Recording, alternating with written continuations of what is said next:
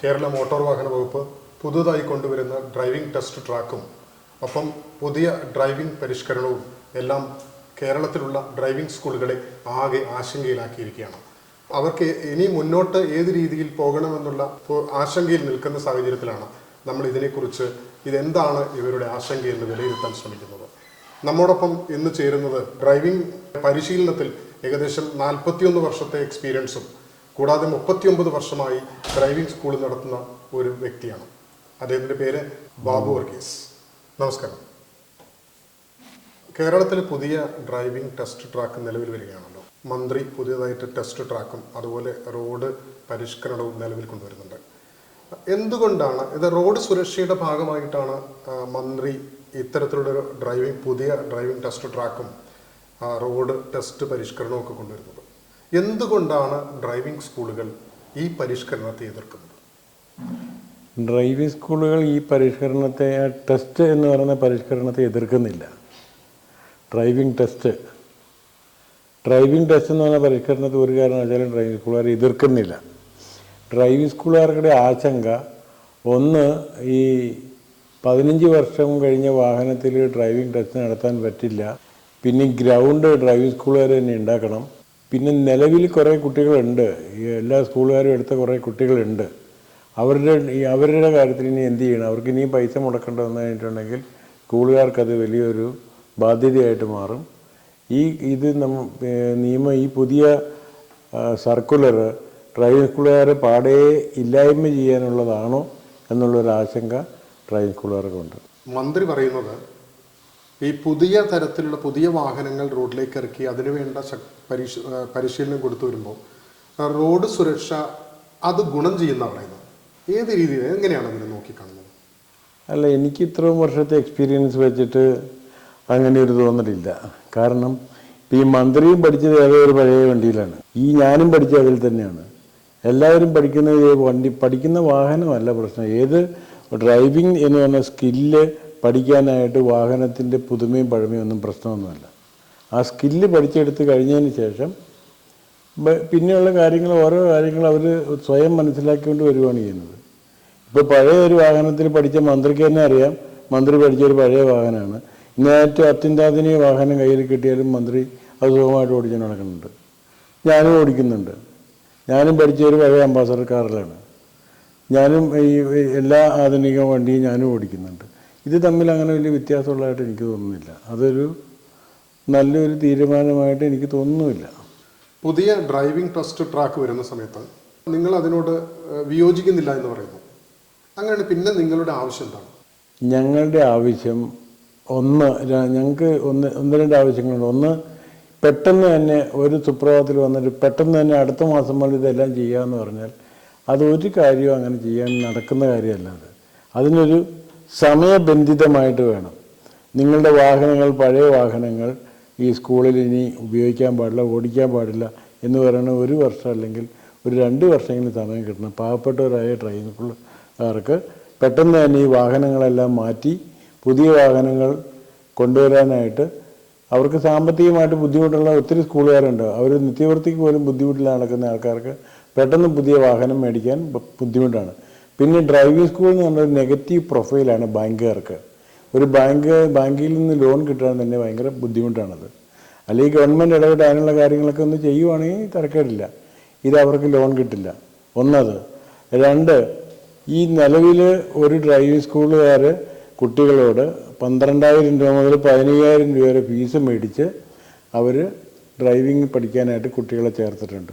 എന്നിട്ട് അവരെ എല്ലാ രീതിയിലും, ഇപ്പോൾ നിലവിലുള്ള ഡ്രൈവിംഗ് ടെസ്റ്റിൻ്റെ എല്ലാ രീതിയും പഠിപ്പിച്ച്, അത്രയും പഠിപ്പിക്കണമെങ്കിൽ തന്നെ നല്ല കഷ്ടപ്പെട്ട് പഠിപ്പിച്ച് അവരെ പ്രാപ്തരാക്കി നിർത്തുമ്പോഴാണ് പുതിയ നിയമം വരണമെന്ന് പറഞ്ഞാൽ അത് ബുദ്ധിമുട്ടാണ്. കാരണം ഇപ്പോൾ നിലവിലുള്ള പിള്ളേർക്ക് ഡേറ്റ് പോലും കിട്ടുന്നില്ല. അവരെല്ലാം മെയ് മാസത്തിൽ പുതിയ നിയമം വരുമ്പോഴത്തേക്ക് ആക്കാനായിട്ട് അവരെല്ലാം അന്നത്തേക്ക് നീട്ടിയാണ് ഡേറ്റ് കൊടുത്തിരിക്കുന്നത്. അപ്പോൾ ഈ കുട്ടികൾക്കെല്ലാം ഇനി പുതിയ ഒരു സിസ്റ്റം പഠിപ്പിക്കുമ്പോൾ അത് അവർക്ക് വല്ലാത്ത സാമ്പത്തിക ബാധ്യത ഉണ്ടാകും. സ്കൂളുകാർക്കും വലിയൊരു ബാധ്യത ഉണ്ടാകും. പിന്നെ ഈ പുതിയ ടെസ്റ്റ് സമ്പ്രദായം, പാർക്കിങ്, ബോക്സ് പാർക്കിങ്, സിക്സാഗ്, അത് ഈ H എന്ന് പറഞ്ഞ ടെസ്റ്റിനകത്ത് ഇതെല്ലാം ഉണ്ട്. H എന്ന് പറഞ്ഞാൽ അതിനകത്ത് 6 ബോക്സ് ഉണ്ട്. 6 ബോക്സ് പാർക്കിംഗ് ഉണ്ട് എച്ചിനകത്ത്, അതിനകത്ത് 2 സിക്സാഗുണ്ട്. പിന്നെ ഇനി എന്താ, ഇത് പഠിച്ചിട്ടല്ലേ കുട്ടികൾ പോകുന്നത്. അതാണ് ഇപ്പോൾ അവർ ഇതിനകത്ത് ഉള്ളൊരു പ്രശ്നം പ്രധാനമായിട്ട്. മന്ത്രി പറയുന്നു ഒരു MBAയും ഒരു AMBAയും ചേർന്ന് 60-ലേറെ പേരുടെ ടെസ്റ്റ് നടത്തുന്നു. അങ്ങനെ 60-ലേറെ പേരുടെ ടെസ്റ്റ് നടത്തുന്ന സമയത്ത് അവർ വളരെ കുറഞ്ഞ സമയം മാത്രമേ ഓരോരുത്തർക്കും ടെസ്റ്റിന് വേണ്ടി ഉപയോഗിക്കുന്നു എന്നുള്ളതാണ് പറയുന്നത്. അപ്പോൾ അങ്ങനെയാണെങ്കിൽ ശരിക്കും പറഞ്ഞാൽ കാര്യക്ഷമമായ രീതിയിൽ പരിശീലനം നടക്കുന്നില്ല, ടെസ്റ്റിൻ്റെ പരിശോധന നടക്കുന്നില്ല എന്നല്ലേ അതിൻ്റെ അർത്ഥം? പരിശീലനം നടക്കുന്നില്ല എന്ന് പറയുന്നത് തെറ്റാണ്. പരിശീലനം കൊടുത്തിട്ടാണ് കൊണ്ടുപോകുന്നത്. പിന്നെ ഒരു MBA ഒരു AMBA 60 പേര് ടെസ്റ്റ് നടത്താനായിട്ട് രാവിലെ ഒരു 8 മണി മുതൽ വൈകിട്ട് 5 മണി വരെ ഇരുന്നാൽ പോലും 60 പേരെ ടെസ്റ്റ് അരമണിക്കൂർ വെച്ച് നടത്താൻ പറ്റില്ല.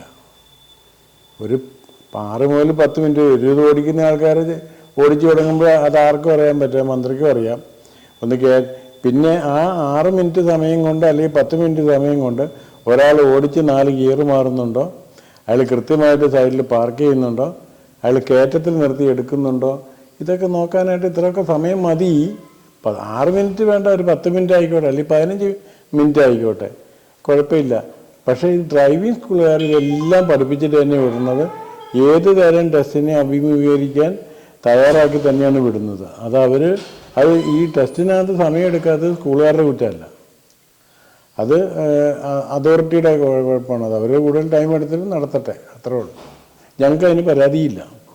മാത്രമല്ല ഇപ്പോൾ ടെസ്റ്റ് നടക്കുന്നതിൽ 50% ആളുകളൊക്കെ ജയിക്കുന്നുള്ളൂ. അതിൻ്റെ അർത്ഥം പകുതി സമയമല്ലേ ശരിക്ക് ഉപയോഗിക്കേണ്ടി വരുന്നുള്ളൂ MBAമാർക്കും AMBAമാർക്കും. അപ്പോൾ ശരിക്കും പറഞ്ഞാൽ നല്ല രീതിയിൽ പരിശീലനം നടക്കുന്നുണ്ട് എന്നാണ്, പരിശീലനവും നടക്കുന്നുണ്ട്, ടെസ്റ്റ് പരിശോധനയും നടക്കുന്നുണ്ട് എന്നുള്ളതാണ് നിങ്ങളുടെ അഭിപ്രായം?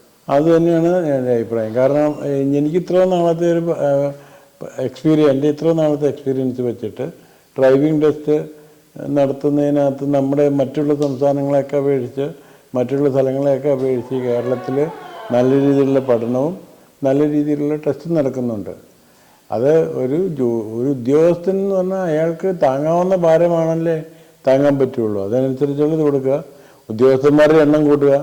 ഈ പറഞ്ഞ പോലെ ഒരാൾക്ക് 30 എണ്ണം കൊടുക്കണമെന്നുണ്ടെങ്കിൽ ഉദ്യോഗസ്ഥന്മാരുടെ എണ്ണം കൂട്ടുക, എണ്ണം കൂട്ടിയിട്ട് ഈ ആളുകളെ ബുദ്ധിമുട്ടിക്കാതിരിക്കുക.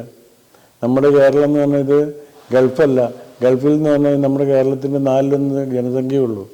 ഈ കേരളത്തിലെ ഇത്രയും ജനസംഖ്യകൾ ഈ ഗൾഫിലെ മാതൃക ഇവിടെ കൊണ്ടുവന്നു കഴിഞ്ഞിട്ടുണ്ടെങ്കിൽ ഇവിടെയുള്ള ആൾക്കാർക്ക് ബുദ്ധിമുട്ടായിട്ടാണ് മാറുന്നത്. മോട്ടോർ വാഹന വകുപ്പ് ഇറക്കിയ 4/2024 സർക്കുലറിൽ ഡ്രൈവിംഗ് ടെസ്റ്റിൻ്റെയും ലേണേഴ്സ് ടെസ്റ്റിൻ്റെയും എണ്ണം 30 നിജപ്പെടുത്തുന്നു എന്നാണ് പറയുന്നത്.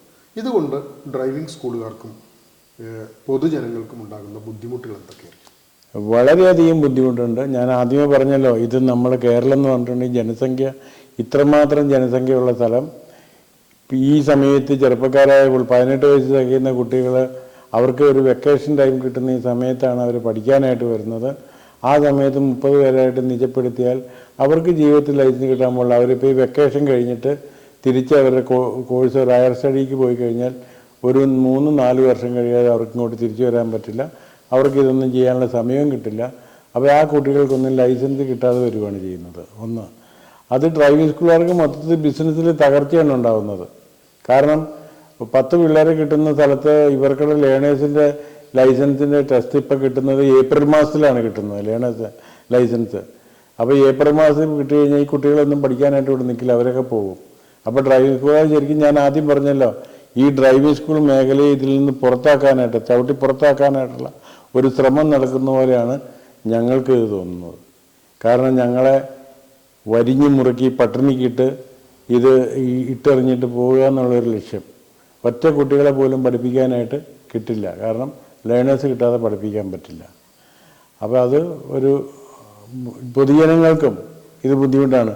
കാരണം ഒരു 2 വീലർ ലൈസൻസ് എടുത്തിട്ട് വണ്ടി ഓടിച്ചുകൊണ്ട് ഓഫീസിൽ പോകാനൊക്കെ താല്പര്യപ്പെടുന്ന സ്ത്രീകളുണ്ട്, മറ്റ് ജോലിക്കാരുണ്ട്. ഇവർക്കൊന്നും ഇത് എടുക്കാൻ പറ്റാതെ വരുവാണ്.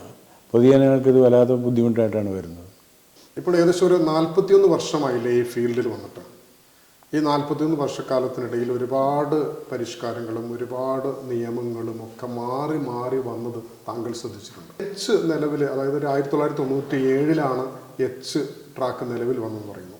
അപ്പോൾ ആ ഒരു സാഹചര്യം എന്ന് പറഞ്ഞിരിക്കാം, ആ ഒരു എച്ച് നിലവിൽ കൊണ്ടുവരുന്ന സാഹചര്യം എന്ന് പറഞ്ഞിരിക്കാം. എച്ച് ആദ്യം മുതലേ ഉണ്ട്. ഇപ്പം ഞാൻ ഡ്രൈവിംഗ് സ്കൂൾ തുടങ്ങിയ 84-85 കാലഘട്ടങ്ങളിൽ എച്ച് ഉണ്ട്. അന്ന് ഗ്രൗണ്ടിൽ എച്ച് എടുത്തിട്ടാണ് റോഡ് ടെസ്റ്റ് നടത്തിക്കൊണ്ടിരുന്നത്. അത് കഴിഞ്ഞിട്ട് പിന്നെ അത് മാറിയിട്ട് ടി ആയിരുന്നു പിന്നെ നടന്നുകൊണ്ടിരുന്നത്. 1988 പുതിയ നിയമം, അതായത് മോട്ടോർ വാഹന നിയമത്തിൽ, ഡ്രൈവിംഗ് സ്കൂളൊന്നും മോട്ടോർ വാഹന നിയമത്തിൽ ഉൾപ്പെട്ടിട്ടില്ലായിരുന്നു അതുവരെ ഡ്രൈവിംഗ് സ്കൂളുകാർക്ക് പ്രത്യേക നിയമമൊന്നുമില്ലായിരുന്നു. 1988 പുതിയ മോട്ടോർ വാഹന നിയമം നിലവിൽ വന്ന് അത് 1989 ഇംപ്ലിമെൻ്റ് ചെയ്തത്. അന്ന് 89 മുതലാണ് ഡ്രൈവിംഗ് ടെസ്റ്റിന് എച്ച് നിലവിൽ വന്നത്. ഈ എച്ച് നിലവിൽ വന്ന അന്ന് മുതലാണ്. ഇപ്പോൾ നിലവിൽ 4/2024 സർക്കുലർ അനുസരിച്ച് ഓട്ടോമാറ്റിക് വാഹനങ്ങൾ, ഇലക്ട്രിക് വാഹനങ്ങൾ ഇവയൊന്നും ടെസ്റ്റിന് ഉപയോഗിക്കാൻ അനുവദിക്കില്ല എന്ന് പറയുന്നു. എന്താണ് അഭിപ്രായം? അതൊരു ശരിയായ തീരുമാനമായിട്ട് എനിക്ക് തോന്നുന്നില്ല.